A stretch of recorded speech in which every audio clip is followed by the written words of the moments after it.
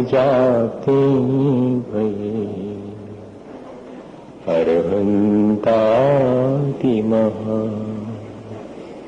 जो विद्यादि सागर सुधी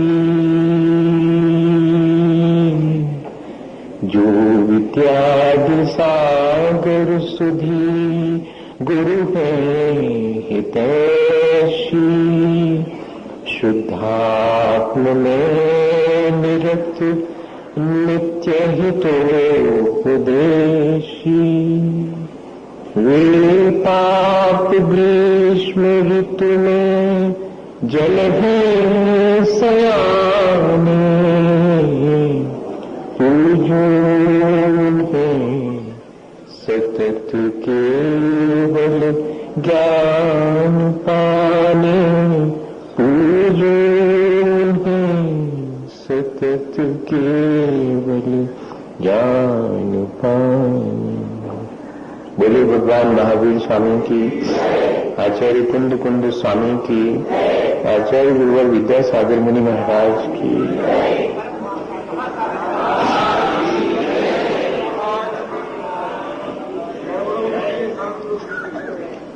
हम सभी लोगों ने पिछले दिनों अपने जीवन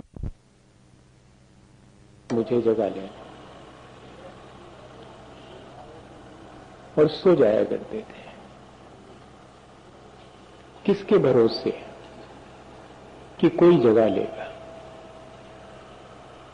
संसार में हम विश्वास के सहारे कितने बड़े बड़े निर्णय ले लेते हैं। अपने जीवन के इतने बड़े इम्तिहान के लिए भी हम अपने को किसी के जिम्मे सौंप कर दे लेते हैं। ऐसे ही तो हमारे अपने कल्याण के लिए हमें अपने जीवन को किसी के हाथों में सौंप करके निश्चिंत होकर के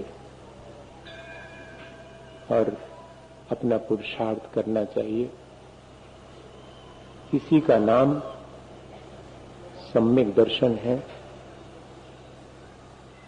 सच्चे देवगुरु शास्त्र के प्रति जो हमारी अंतरंग परमार्थभूत श्रद्धा है, वो ही हमें दृष्टि को निर्मल बनाने में कारण बनती है। उनके द्वारा कहे गए 7 तत्वों के अर्थ का श्रद्धान, वह भी हमारी दृष्टि को निर्मल करने में कारण बनता है। और जैसे जैसे दृष्टि में निर्मलता आती है, आपा पर का भेद विज्ञान होता है, तब वह सम्यक दर्शन और अधिक निर्मल हो जाता है। हमारी आत्म कल्याण की रुचि जागृत हो जाती है। यही तो आचार्य भगवंतों ने क्रम रखा है। सच्चे देवगुरु शास्त्र के प्रति श्रद्धा, तत्वार्थ का श्रद्धान, आपा पर का भेद विज्ञान, आत्म रुचि, ये सब हमारे जीवन को दृष्टि संपन्न बनाने में कारण है। हमारे भीतर की श्रद्धा को जागृत करने में ये सब निमित्त है। और अंतरंग में जो पड़ा हुआ मिथ्यात्व है, जो विपरीत मान्यता है, उस मिथ्यात्व के क्षय स्वरूपसम और उपशम से होने वाली जो आत्मा की निर्मलता है, वो वास्तव में सम्यक दर्शन है। ये सब उसके लिए कारण है। सो पहले यही कहा कि सच्चे देवगुरु शास्त्र के प्रति श्रद्धान करो।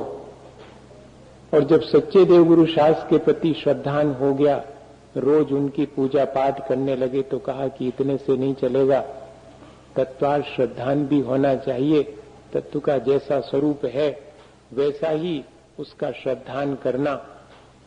एक और नई बात, वह भी कर लिया तो कहते अकेले 7 तत्वों को जानने से थोड़ी होगा, उसमें से मेरा आत्म तत्व कैसा है और वह पर से भिन्न है, ऐसा आपा पर का भेद विज्ञान होना चाहिए। वो भी हो जावे तब जाकर के आत्मरुचि, और इसके बाद भी जरूरी नहीं है कि भीतर पड़े हुए मिथ्यात्व का क्षय उपशम उपशम हो जावे। ये तो सब उसके लिए कारण है। ऐसा यह दृष्टि की निर्मलता को प्राप्त करने का आचार्य भगवंतों के द्वारा दिया गया उपाय है। सो हमें इसके लिए प्रयत्न करना चाहिए। टोडरमल जी साहब ने तो बहुत सरल शब्दों में कह दिया कि राग द्वेष घटावने के श्रद्धान का नाम सम्यक दर्शन। राग द्वेष घटावने के ज्ञान का नाम सम्यक ज्ञान है, और राग द्वेष घटावने की क्रिया का नाम सम्यक चारित्र। सो भाई, अगर इतनी भी बात अपन के ध्यान में आ जावे कि राग द्वेष मेरा स्वभाव नहीं है, वो मेरी वैभाविक परिणति है, मैं अपने स्वभाव के सम्मुख हूं ताकि इस वैभाविक परिणति से बच सकूं, इसे घटा सकूं, ऐसा अगर अंतरंग में श्रद्धान है, अपना श्रद्धान तो राग द्वेष बढ़ाने का है। अब से यही तो संसार का कारण है।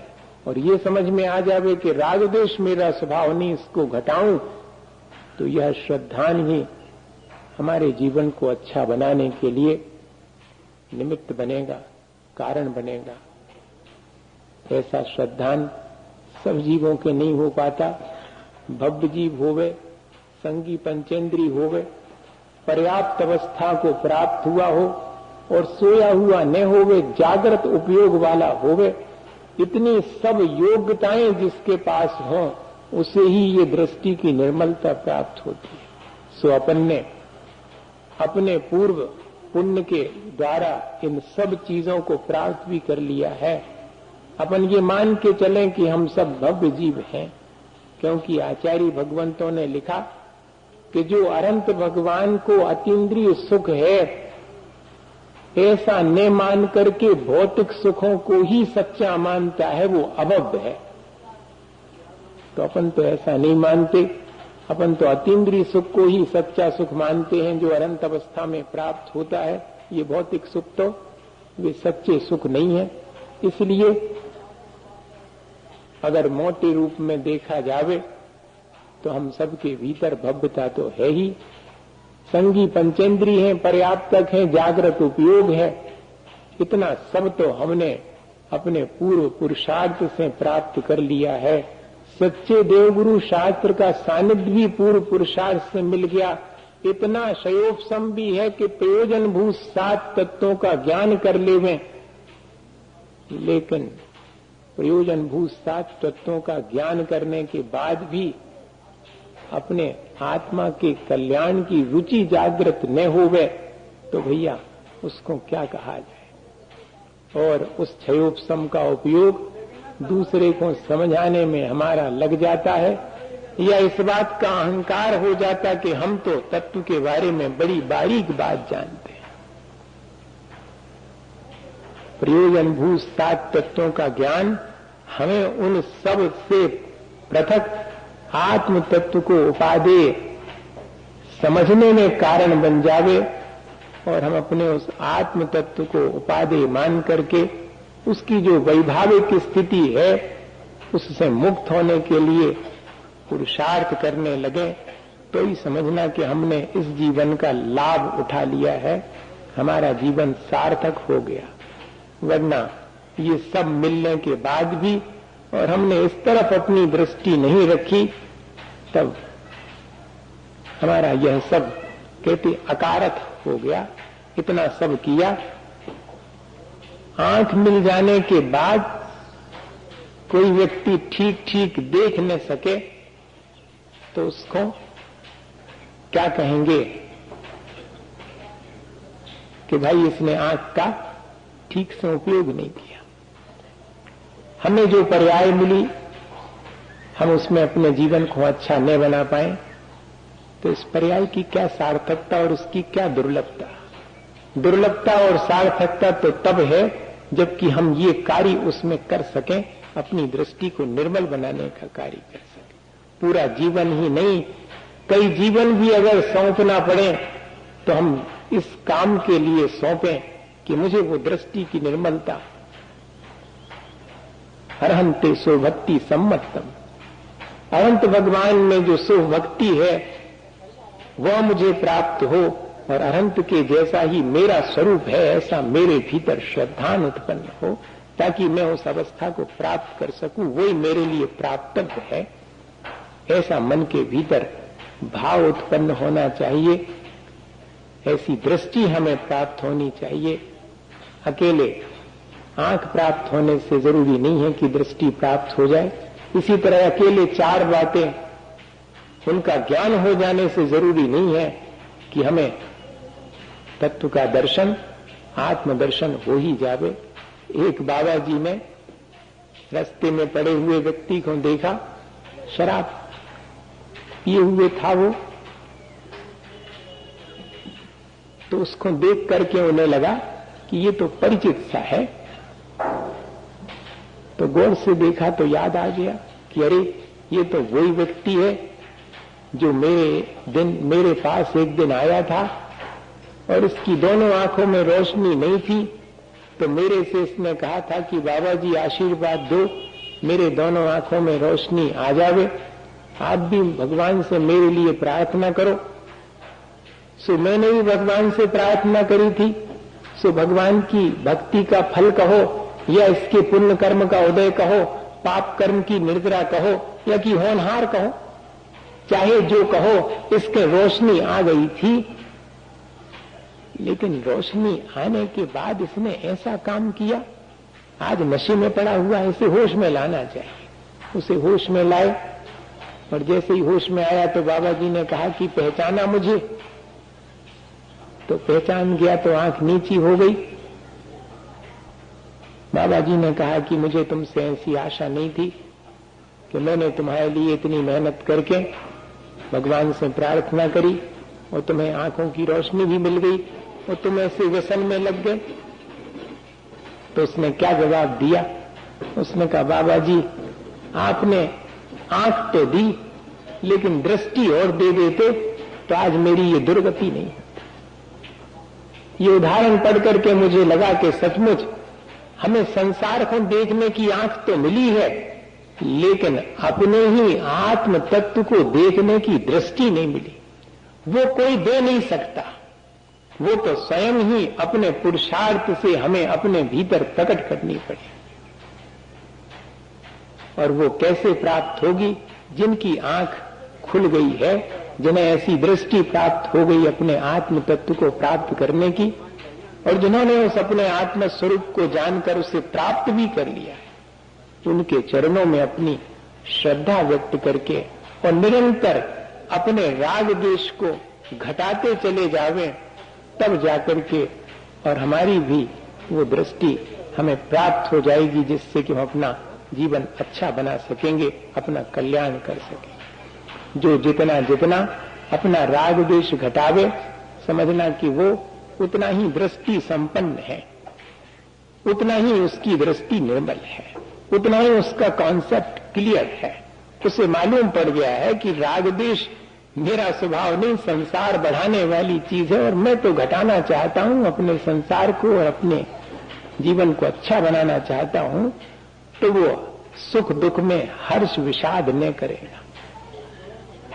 जिसकी दृष्टि निर्मल हो जाती है, फिर सुख और दुख के अवसर आने तक वो विषाद और हर्ष नहीं करता। क्या ऐसा हमारे जीवन में आ सकता है? हम चाहें तो पुरुषार्थ करके और अपने जीवन को ऐसा बना सकते हैं। जिस जीवन में जितना हर्ष विषाद कमती है, वही जीवन उतना अच्छा है। भगवान को देखो, हम कितने उनके गीत गावें, अच्छी द्रव्य से पूजा करें, कभी प्रसन्न नहीं हो। और ले जावे, वर्षों में जावे मंदिर, तो अपने पे कसुमार भगवान नोटिस जारी नहीं करत कि भैया साल भर हो गई आप नहीं आ रहे, हम आपसे नाराज है। नहीं, आपकी पूजा से उन्हें कोई अर्थ नहीं है, ना आपके निंदा से उन्हें कोई विषाद है। वे तो हर्ष विषाद से ऊपर उठ गए, वही उनका जीवन श्रेष्ठ है, वही हमारे लिए आदर्श है। तो रोज हम भी इसी तरह का पुरुषार्थ कर सकते हैं कि मैं हर्ष विषाद के अवसर पर कितनी जल्दी और उसे जीत पाता हूं, हर्ष के अवसर आने पर मैं महीनों उसी में गाफिल तो नहीं हो जाता और मैं उसी में डूब करके जीवन कष्ट नहीं रहा हूं, ऐसा विचार कर लें। और हर्ष विषाद के अवसर पर, सुख दुख के अवसर पर और जरा सा हम उससे ऊपर उठने के लिए, समता भाव धारण करने के लिए प्रयत्न करें, तो ही हमारी दृष्टि निर्मल होने के लिए, हमारा जीवन अच्छा बनने के लिए गति मिलेगी। भाई, एक छोटी सी घटना आपको सुनाऊं और बस इतनी ही बात। एक बूढ़ा व्यक्ति था, उसके एक बेटा था और एक घोड़ा था, इसके अलावा और कोई नहीं था। घोड़ा अस्तबल में बंधा रहता था, बहुत सुंदर था, बूढ़े को बहुत प्रिय था, सेवा करता था। और बेटा भी बूढ़े की बात मानता था, आज्ञाकारी था, इसलिए वो भी पिता के लिए प्रिय था और जीवन चल रहा था। एक दिन ऐसा हुआ कि किसी की नजर पड़ गई होगी, अच्छी चीज है तो सबकी नजर में आती है, तो घोड़ा चोरी चला गया। अब गांव के लोगों में ऐसा व्यवहार होता परस्पर कि किसी के कुछ हो जावे तो सब शामिल होते सुख दुख के अवसर पर बिना बनाए। तो पहुंचे लोग कि भाई, हमें मालूम पड़ा है कि एक तो आपके घोड़ा था, इतना सुंदर था, और वो भी चोरी चला गया, ये तो अच्छा नहीं हुआ आपके साथ। तो बाबा जी तो अपने काम में लगे थे, कहने लगे भाई इसमें क्या अच्छा बुरा, इतना ही कहो कि घोड़ा था और अब नहीं है। ऐसा अगर कोई ऐसी बात कहे तो क्या जान पड़ता है कि दुख से थोड़ा गड़बड़ होगा, है? हाँ, अगर ऐसी अपन बात करने लगो तो ऐसा सामने वाले को ये मालूम पड़ता है कि थोड़ो कछु गड़बड़ होगा, ग्वालियर लाख हो गए जी।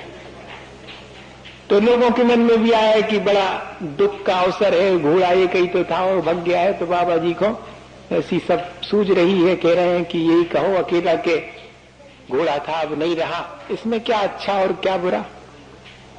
चले गए लोग। 8-10 दिन के बाद फिर मालूम पड़ा कि वो घोड़ा तो वापस आ गया रात में, और इतना ही नहीं 2-5 घोड़े उसके साथ और आ गए। अब सवेरे फिर लोग आ गए। लोगों का तो काम ही है भाई, संसार है ये। अगर नट जो है तार पे चले और बीच में गिर जावे तो भी ताली बजनी है, और अगर पार हो जावे तो भी ताली बजनी है। ये संसार है। ऐसे ही अब जब उसके जीवन में देखा कि हर्ष का अवसर आया तो सब लोग आ गए बाहर से। अरे बाबा बहुत अच्छा हुआ, बहुत अच्छा हुआ, आपके तो एक घोड़ा क्या गया और साथ में 4-5 और घोड़े लेकर के आ गया, बहुत अच्छा हुआ। बाबा जी ने फिर वही बात दोहराई कि इसमें अच्छा और क्या बुरा। अरे इतना ही कहो कि घोड़ा चला गया था, वापस लौट आया, 4-5 घोड़े और आ गए, इसमें क्या भला और क्या बुरा। बहुत कथा होना, 4 पैसा बढ़ जाते हैं तो चेहरे पर प्रसन्नता आए बिना नहीं रहती। परिग्रह में आनंद किसको नहीं आता, लेकिन उसी को तो जीतना है कि इतना ज्यादा हर्ष ना हो जावे कि मुझे अपना स्वभाव ही भूल जावे। ये कह रहा हूं, हर्ष तो होता है, विषाद भी होता है, लेकिन ऐसा हर्ष विषाद न होवे कि जिसमें मैं अपने आत्म स्वरूप को भूलकर और उसी में गाफिल हो जाऊं। ऐसी दृष्टि हमें प्राप्त हो जाए।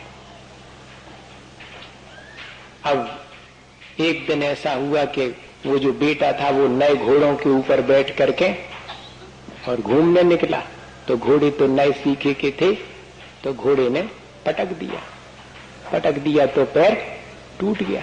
अब फिर सब लोग आ गए। अरे बड़ा बुरा हुआ, काय को कहां से जी घोड़ा आए थे और लड़के को पटक दिया और उसके पैर टूट गए। अब लो, थोड़ी देर पहले घोड़ा अच्छे आ गए थे, अब कह रहे कि बुरा हो गया। ऐसा ही चलता रहता। जिस चीज में क्षण भर पहले ठीक मालूम पड़ता है, अगले क्षण वही चीज दुखदाई मालूम पड़ने लगती है। सो चीज बाहर में सुखदाई दुखदाई नहीं है, मेरे साता असाता कर्म का उदय है। सो मुझे सुख दुख का अनुभव होता है, मैं उसमें हर्ष विषाद करता हूं और पुनः जो है अपना संसार बढ़ा लेता हूं। इतना सा गुणा भाग है। और ये दृष्टि प्राप्त हो जावे अगर अपन को, तो अपन उसमें सावधान रह करके समता भाव रख करके भी अपना जीवन जी सकते हैं। जिसको दृष्टि प्राप्त हो जाती है वो इस हर्ष विषाद से उतना ही दूर हट जाता है। बस इतना ही है। इसलिए महत्वपूर्ण है ये दृष्टि प्राप्त होना, ये सम्यक दर्शन इसलिए महत्वपूर्ण है। अब अभी तो और थोड़ी बात बची। अब ऐसा हुआ कि पैर में तो महीने 2 महीने लग गए ठीक होने में, पैर तो ठीक ही नहीं हुआ, प्लास्टर बना हुआ है। उतने में जो है बाजू वाले राज्य ने, जिस राज्य में ये बूढ़ा रहता था, उस पर आक्रमण कर दिया। तो यहाँ के राजा ने अपने सिपाही सब दूर भेजे कि हर एक घर से एक एक लड़का तो सेना में भर्ती होना ही चाहिए। अब आ गए सैनिक, सबके लड़के जिन जिन के थे सबको सेना में ले लिया, लेकिन बूढ़े के पास पहुंचे तो उसके बेटे के तो पैर टूटा हुआ था, कैसे ले जावे? तो नहीं ले गए। नहीं ले गए तो अब सब लोग फिर आ गए कि बहुत अच्छा हुआ, हम आओ तो चलो गए, सुखा पता बच के आए कि नहीं आए, तुम आओ कम से कम है तो सामने, भले ही टूटो है पाओ। अब बताइए, ऐसा है अपने जीवन में हर्ष विषाद अपन करते हैं और जो होनहार है वो होती चली जाती है। हम ऐसी दृष्टि प्राप्त कर लें कि जो घटित हुआ है उसमें बाह्य और अंतरंग दोनों ही कारण मिलकर के चीज घटित हुई है, मैं व्यर्थ ही हर्ष विषाद करता हूं। तब समझना कि हाँ सचमुच मैं दृष्टि संपन्न हो गया हूं, मुझे एक ऐसी संसार में ठीक ठीक जीवन जीने की दृष्टि प्राप्त हो गई है। और कुछ भी नहीं है भैया, अगर आप गौर से इस चीज को समझेंगे और देखेंगे तो संसार में ज्यों के त्यों रहते हुए भी अगर दृष्टि अपन को प्राप्त हो जावे तो फिर जीवन जीने का ढंग ही बदल जाता है। फिर सब शांति से चलता हुआ मालूम पड़ता है। फिर 4 पैसा है तो ज्यादा हर्ष नहीं है और 4 पैसे नहीं है तो कोई विषाद नहीं है, जीवन आराम से चलता। और अभी तो अगर 4 हैं तो 40 का दुख है कि काय नहीं है 40। जिसके पास है वो भी सुखी हो गए ऐसा नहीं है।